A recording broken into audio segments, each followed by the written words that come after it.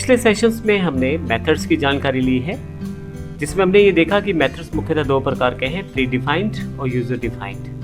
Pre defined के कुछ examples को हमने वर्कआउट किया और इसी तरह से यूजर डिफाइंड के एक एग्जांपल को भी हमने वर्कआउट किया। इस सेशन से हम बात करेंगे मेथड्स को पूरी तरह से समझना, उसके कौन कौन से पार्ट है, किस तरह से प्रयोग किए जाते हैं, ये सब चीज़ें। यदि आप यहाँ देखें तो मेरे पास यहाँ पे पब्लिक स्टैटिक वॉइड मेन एक मेथड है जो हम लोग मुख्यतः यूज़ कर रहे हैं काफ़ी प्रोग्राम्स के साथ। इस सेशन में हम मेथड से रिलेटेड सभी एस्पेक्ट को समझने वाले हैं बारी बारी से। यदि आप यहाँ देखें तो मैंने कुछ आइटम्स के ऊपर की तरफ एरो लगाया है, जैसे public, static, void, main, string. इस तरह से ब्लॉक शुरुआत में और ब्लॉक के एंड में भी दो एरो लगाए हैं और एक बीच के कंटेंट के लिए भी। बारी बारी से सभी एरोस को डिस्कस करते हैं क्योंकि सभी इंपॉर्टेंट पार्ट हैं मेथड्स के डिक्लेरेशन में। सबसे पहले यदि हम, जैसा हमने पिछले सेशंस में भी देखा कि किस प्रकार से एक बेसिक मेथड को बना सकते हैं, तो उसके लिए हम पब्लिक वॉइड शो टोटल या public static void get salary या पब्लिक वेडिड या पब्लिक वॉइड कॉल बोनस, कुछ ये तीन एग्जाम्पल मैंने यहाँ पे क्रिएट किए हैं। इस तरह के एग्जाम्पल आप पिछले सेशंस में देख चुके हैं। यदि मैं इस तरह के मेथड्स बनाना चाहता हूँ जिसमें यदि ध्यान दें तो पहला जो मेथड है वो स्टैटिक नहीं है, ना लास्ट वाला मेथड स्टैटिक है, केवल बीच वाला मेथड जो स्टैटिक है। तो यदि मैं इनको अगर कॉल करूं तो कॉल करने का क्या तरीका रहेगा।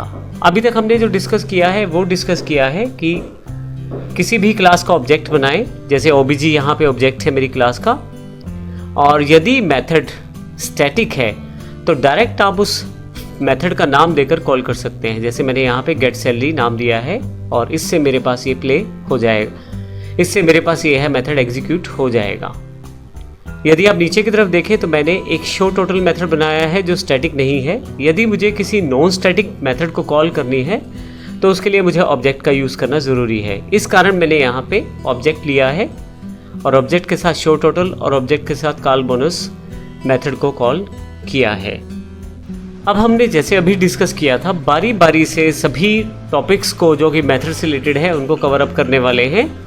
जैसे सबसे पहले हम बात करेंगे यहाँ पे एक्सेस स्पेसिफायर की। यदि आप यहाँ देखें, हमारे पास सबसे पहला एक कीवर्ड यूज़ किया गया है किसी भी मेथड के आगे जो हम यूज़ कर रहे हैं काफ़ी देर से, जिसका नाम है पब्लिक।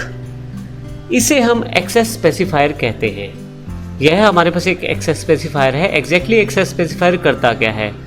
एक्सेस स्पेसिफायर किसी क्लास, मेथड या वेरिएबल की एक्सेसिबिलिटी को डिफाइन करता है। अर्थात यदि हम इस समय मेथड के संदर्भ में देखें तो इस मेथड को कहाँ कहाँ एग्जीक्यूट किया जा सकता है, यह एक्सेस स्पेसिफायर डिफाइन करता है। आने वाले समय में हम एक्सेस स्पेसिफायर को स्पेशली एक अलग टॉपिक के रूप में देखने वाले हैं, लेकिन अभी का जो पॉइंट वो ये है कि हम यहाँ पे अभी एक्सेस स्पेसिफायर को मेथड के कॉन्टेक्स्ट में देखने वाले हैं, अर्थात मेथड के साथ यह किस प्रकार से प्रयोग किया जाता है। एक्सेस स्पेसिफायर सबसे पहले लगाया जाता है मेथड में, और तीन तरह का एक्सेस स्पेसिफायर हमारे पास उपलब्ध है। सबसे पहले पब्लिक। पब्लिक का अर्थ है कि आप जो मेथड आप पब्लिक बनाएं उसे जावा में कहीं भी आप इस्तेमाल कर सकते हैं। आप पहली क्लास में इस्तेमाल करें जहां उसे बनाया है, या दूसरी क्लास में या तीसरी क्लास में, आप किसी भी क्लास में प्रयोग कर सकते हैं, और इसके लिए आप पब्लिक कीवर्ड का प्रयोग कर सकते हैं। पब्लिक का अर्थ आप इसे कहीं भी प्रयोग कर सकते हैं। अगला एक्सेस स्पेसिफायर प्राइवेट है। जिस क्लास में आप मेथड को डिक्लेयर करते हैं केवल उसी क्लास में ही आप प्राइवेट एक्सेस स्पेसिफायर के साथ स्पेसिफाई किए हुए मेथड्स को प्रयोग कर सकते हैं। अर्थात प्राइवेट मेथड्स केवल आप उसी क्लास में एक्सेस कर सकते हैं जिन क्लास में उसे डिक्लेयर और डिफाइन किया गया है। आप उसे उस क्लास की बाउंड्री से बाहर प्रयोग नहीं कर पाएंगे। इसी तरह से तीसरा एक्सेस स्पेसिफायर हमारे पास प्रोटेक्टेड है। प्रोटेक्टेड का अर्थ एक वो क्लास जिसमें उसे डिक्लेयर किया गया है, और एक वो क्लास जो कि क्लियर किए गई क्लास की सब क्लास है, तो वहाँ पे इसका प्रयोग कर सकते हैं। अर्थात आप दो जगह इसका प्रयोग कर सकते हैं। एक तो डिक्लेयर क्लास जहाँ उस मेथड को बनाया गया है, दूसरा उस डिक्लेयर की गई क्लास की सब क्लास, अर्थात जो सब क्लास रहेगी उसमें आप इस प्राइवेट प्रोटेक्टेड एक्सेस स्पेसिफायर को प्रयोग कर सकते हैं। हालांकि हम इन सभी एक्सेस स्पेसिफायर्स को एक्सप्लेनेटरी फॉर्मेट में समझेंगे आने वाले सेशंस में, लेकिन अभी ये जो एक्सेस स्पेसिफायर है ये इसलिए हम कर रहे हैं ताकि मेथड्स के अकॉर्डिंग हम सब चीज़ों को वर्कआउट कर पाएँ। तो इस तरह से हम अपने मेथड्स की एक्सेस को स्पेसिफाई करते हैं इनके साथ, पब्लिक, प्राइवेट और प्रोटेक्टेड। तो यहाँ पे अगर मैं सार के रूप में कहूँ तो पब्लिक अर्थ वो मेथड जो सब जगह आप एग्जीक्यूट कर सकते हैं कॉल करके, प्राइवेट वो मेथड जिसको आप केवल अपनी ही क्लास में प्रयोग कर पाएंगे, प्रोटेक्टेड वो मेथड जो केवल अपनी क्लास और उस क्लास की सब क्लास दो जगह आप प्रयोग कर पाएंगे। आइए देखते हैं प्रैक्टिकली इसको किस प्रकार से प्रयोग कर सकते हैं। Access specifier example dot Java के रूप में हमारे पास एक पहले से ही एक्सरसाइज अवेलेबल है। आइए देखते हैं प्रैक्टिकली हम किसको किस प्रकार कर सकते हैं। यहाँ हमारे पास लेफ्ट साइड पे access specifier example dot Java है। मैं डबल क्लिक करके इसे ओपन कर लेता हूँ। राइट साइड ये मेरे पास ओपन हो जाएगी। अब यहाँ यदि आप देखें तो हमने जो एग्जाम्पल में क्लासेस ली हैं, एक तो हमारे पास मेन क्लास है एक्सेस स्पेसिफायर एग्जाम्पल के रूप में, जिसमें वर्ड मेन मेथड भी शामिल है। दूसरी क्लास हमारे पास सेकंड है, जिसमें हमने कुछ वेरिएबल्स को क्रिएट किया है और एक मेथड डिफाइन किया है, पब्लिक वॉइड कॉल टोटल। अब ये पब्लिक वॉइड कॉल टोटल जो है ये हम प्रयोग कर सकते हैं, ये एक मेथड है। दूसरा हमने यहाँ पे एक मेथड डिक्लेयर किया है पब्लिक वॉइड कॉल टोटल। ये एक मेथड है जिसको हम प्रयोग करते हैं सेकंड क्लास में, जो मुख्यतः दो वेरिएबल्स को जोड़ के सी में स्टोर करता है और उसे प्रिंट करके दिखाता है। अब इस एग्जाम्पल को हम किस प्रकार से समझेंगे, सबसे पहले हम सेकंड क्लास की बात करते हैं। सेकंड क्लास जैसे मैंने बताया 3 वेरिएबल्स हैं और उसके साथ ही मेरे पास एक पब्लिक मेथड है जिसका नाम है कॉल टोटल, और इसको मैंने एग्जीक्यूट किया हुआ है अपनी एक्सेस स्पेसिफायर एग्जाम्पल क्लास में, जिसमें मैंने स्टैटिक वॉइड मेन में जाकर सेकंड क्लास का एक ऑब्जेक्ट बनाया है, यानी कि नीचे जो क्लास का इसका एक ऑब्जेक्ट बनाया है। फिर उस ऑब्जेक्ट से हमने इस पर्टिकुलर मेथड को कॉल किया है। पहले इसे एग्जीक्यूट करके देख लेते हैं। टोटल इज 30, तो आउटपुट ठीक है क्योंकि 10 और 20 को जोड़कर सी में ट्रांसफ़र किया गया और सी को डिस्प्ले करवा दिया गया। तो यह जो मेथड है ये एग्जीक्यूट हुआ है और इसे यहाँ पे जब कॉल किया गया है ऊपर की तरफ, तो यह इसने अपना आउटपुट शो किया है। अब यह मेथड एग्जीक्यूट हुआ है क्योंकि यह पब्लिक है। मान लीजिए ये पब्लिक ना होता, यह प्राइवेट होता, तो ये देखते हैं किस प्रकार से आप इसे एक्सेस कर सकते हैं। जैसे मैं प्राइवेट रखता हूँ, आप देखेंगे यहाँ एक एरर अवेलेबल हो गई है, the method call total from the type second is not visible. इसका अर्थ ये हुआ कि जो कॉल टोटल आपके पास मेथड है वो इसको पता नहीं लग रहा कहाँ पे है और सेकंड क्लास से इसे डिफाइन नहीं कर पा रहा, क्योंकि प्राइवेट होने की वजह से केवल हम यहीं तक लिमिटेड हो गए।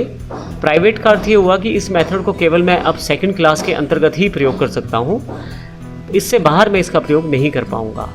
तो देखिए किस प्रकार से मैं अगर इसको यहाँ एंटर करूँ और इसी को कॉपी कर लूँ,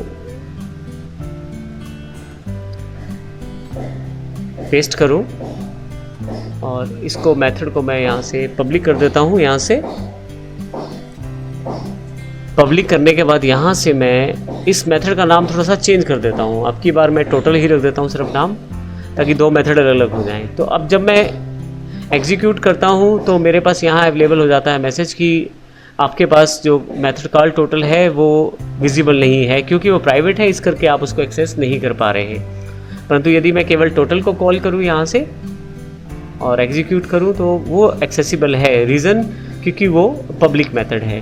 तो ध्यान रखिएगा, पब्लिक जो है वो एक्सेसिबल है कहीं भी, प्राइवेट जो है वो हमारे पास केवल अपनी ही क्लास में एक्सेसिबल है।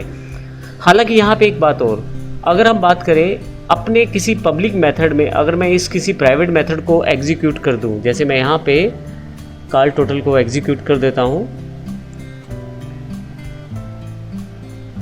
कॉल टोटल को यहाँ पे मैं कॉल कर लेता हूँ और फिर एग्जीक्यूट करता हूँ अपने प्रोग्राम को, तो देखिए क्या होगा।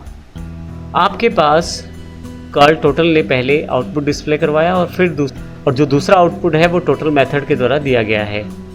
अब इसका अर्थ ये हुआ कि यदि आपके पास कोई पब्लिक मेंबर है और वो आपके किसी प्राइवेट मेंबर को एक्सेस कर रहा है, तो फिर आप उस इनडायरेक्टली आप उसकी वैल्यू देख पाएंगे या उस मेथड को एग्जीक्यूट कर पाएंगे, बशर्ते आपका कोई पब्लिक मेथड किसी प्राइवेट मेथड को कॉल करे।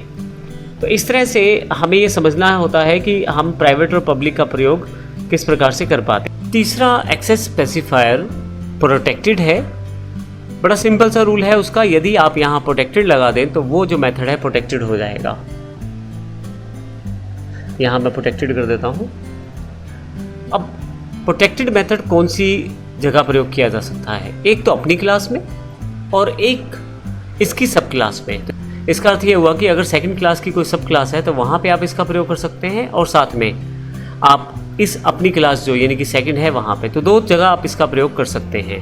अभी आने वाले सेशंस में हम देखेंगे प्रोटेक्टेड और पब्लिक और प्राइवेट तीनों को प्रॉपर्ली एक्सप्लेन करेंगे, बाकी सेगमेंट के साथ भी, जैसे क्लासेस के साथ ये किस प्रकार से बिहेव करते हैं, तीनों एक्सेस स्पेसिफायर या वेरिएबल्स के साथ किस प्रकार से बिहेव करते हैं, उन सब चीज़ों को हम आने वाले सेशन में देखेंगे।